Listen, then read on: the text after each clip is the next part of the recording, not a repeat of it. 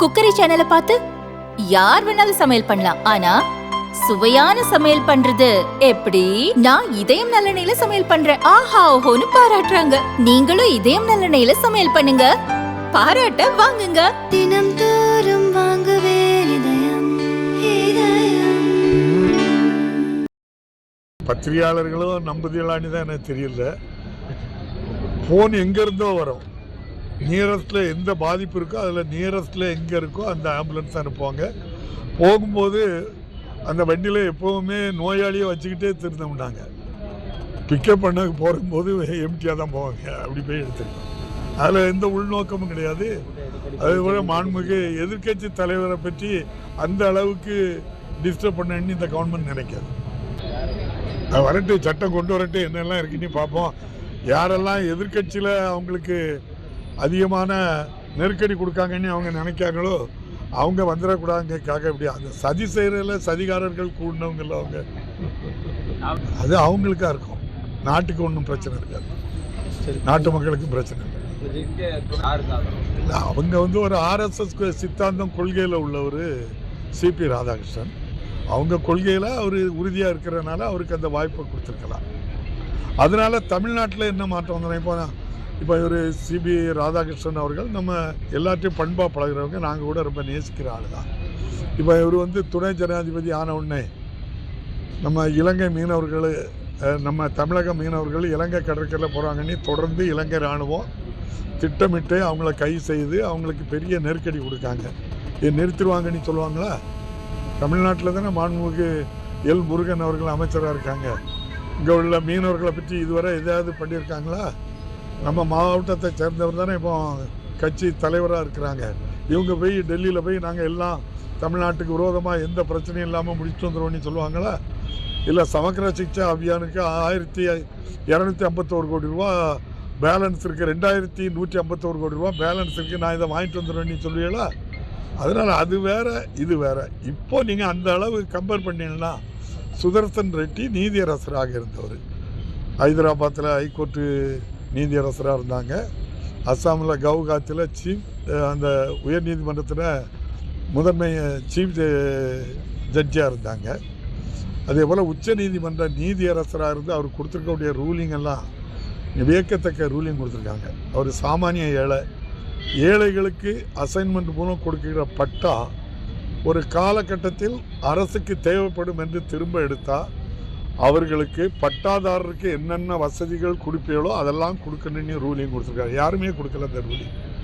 ஒருவருக்கு பட்டா கொடுத்துட்டா அவன் சாமானியன், அது அரசு இடம்ட்டு சொல்லி நீங்கள் திரும்பலாம் எடுக்கக்கூடாது. அந்த இடத்துக்கு உரிய இழப்பீடும் கொடுக்கணும், அதில் எதுவும் ஸ்ட்ரக்சர் கிரியேட் பண்ணியிருந்தால் அதுவும் கொடுக்கணும் அப்படின்ட்டு சொல்லி மிகப்பெரிய அளவில் ஒரு பெரிய ஜட்ஜி சமூகத்தில் சாமானிய மக்களுக்காக கொடுத்தது. அதை விட ஒரு பெரிய தீர்ப்பு என்னென்னா, இந்தியாவில் இருக்கக்கூடிய தொழிலதிபர்கள் பிளாக் பணியை உலகத்தில் எங்கெல்லாம் வச்சுருக்காங்கன்னு சொல்லி அதை அவ்வளோத்தும் அதை கண்டுபிடித்து கொண்டு வரதுக்காக SID special investigation committee team ஒன்று ஃபார்ம் பண்ணது 2010 அவங்க தான் போட்டாங்க. அதை விட வரலாற்று சிறப்புமிக்க தீர்ப்பு என்ன அப்படின்னா, கிருஷ்ணா கோதாவரி வடிநில பகுதியில் கேஸ் பெட்ரோல் எடுக்கிறதுக்காக முகேஷ் அம்பானி அவர்களுக்கும் அனில் அம்பானிக்கும் அண்ணன் தம்பி சண்டை. இது எனக்கு உனக்குன்னு கோர்ட்டுக்கு போகும்போது, ஏன்னா பொது சொத்தை நீங்கள் 2 பேரும் உனக்கு எனக்குன்னு பண்ணுது அப்படின்னு சொல்லி அது பொது சொத்துன்னு சொல்லி ஓஎன்ஜிசியில் கொடுத்தவர். அதே அம்பானி அவர்கள் தொடர்ந்து போராடி ஒரு ஆர்பிட்ரேஷன் போட்டு சமாதான ஒரு இதை போட்டு நான் அந்த கோர்ட்டில் போய் போட்டு தனக்குன்னே 2018 உத்தரவு வாங்கிட்டார். ஆனால் உச்சநீதிமன்றம் போனதுக்கப்புறம் இவர் 2010 போட்ட ஜட்ஜ்மெண்ட் தான் 2023 நம்முடைய முகேஷ் அம்பானி அவர்கள் இல்லீகலாக எடுத்திருக்கீங்க, சுமார் 15,000 கோடி ரூபா அவதாரம் கட்டணி 2023 என்ன செய்யிருக்காங்க, தீர்ப்பு வழங்கியிருக்கு சுப்ரீம் கோர்ட்டு. இதில் 2 கேள்வி. நீங்கள் பாரத பிரதமர்ட்டையும் மத்தியில் ஆட்சி இருக்கிறவங்கள்ட்டையும் கேளுங்க, இந்த 15,000 கோடி ரூபா வசூல் பண்ணியிருக்கா, அவதாரத்தை வசூல் பண்ணியிருக்கீங்களா? முதல் கேள்வி. அவங்க இதே இப்போ நம்ம துணை ஜனாதிபதியாக தேர்தலில் போட்டியிடுகிற சுதர்சன் ரெட்டி அவர் ஒரு ஜட்ஜ்மெண்ட் கொடுத்தாரு, எஸ்ஐடி ஒன்று உருவாக்கினார். கருப்பு பணியெல்லாம் பணத்தை எல்லாம் இந்தியாவில் இருக்காங்க, வெளிநாடுகளில் எங்கெல்லாம் இருக்காங்கன்னு கண்டுபிடிக்கிறதுக்கு ஸ்பெஷல் இன்வெஸ்டிகேஷன் டீம். அந்த டீம் என்னாச்சு அதை கண்டுபிடிப்பீங்களா? கேளுங்களா நீங்கள், இதெல்லாம் கேட்க வேண்டிய கேள்வி. அதான் இப்போ கம்பேர் பண்ணி பாருங்கள் யார் சிறந்த கேண்டிடேட்னு தெரியும். அதனால தான் மாண்புமிகு முதல்வர் நம்முடைய கூட்டணி கட்சியினுடைய வாக்குகள் அனைத்தும் நம்முடைய மாண்புமிகு முன்னாள் நீதியரசர் சுதர்சன் ரெட்டிக்கு வாக்களிப்போன்னு சொல்லியிருக்காங்க. நல்லது நடக்கும். நன்றி. நம்ம தான் திருந்தணும், திருத்தி விடுவோம் நம்ம எல்லாருமா சேர்ந்து. நன்றி. பலான ஊடகங்கள்லாம் யார் கையில் இருக்கு? அவங்ககிட்ட இருக்கு. அதே போல இப்படி இல்லை, அப்படி இந்த தேர்தல் ஆணையத்தில் செய்த தவறுகளை எடுத்து கொடுக்கவங்களையும் பர்ச்சேஸ் பண்ணலாம்ல, அப்படி பண்ணியிருப்பாங்க. நன்றி. பத்திரிகையாளர்களும் நம்புதலான்னு தான் எனக்கு தெரியல. ஃபோன் எங்கேருந்தோ வரும். நியரஸ்டில் எந்த பாதிப்பு இருக்கோ அதில் நியரஸ்டில் எங்கே இருக்கோ அந்த ஆம்புலன்ஸ் அனுப்புவாங்க. போகும்போது அந்த வண்டியில் எப்போவுமே நோயாளியை வச்சுக்கிட்டே திருந்தோம்னாங்க. பிக்கப் பண்ண போகும்போது எம்டியாக தான் போவாங்க. அப்படி போய் எடுத்துருக்கோம்.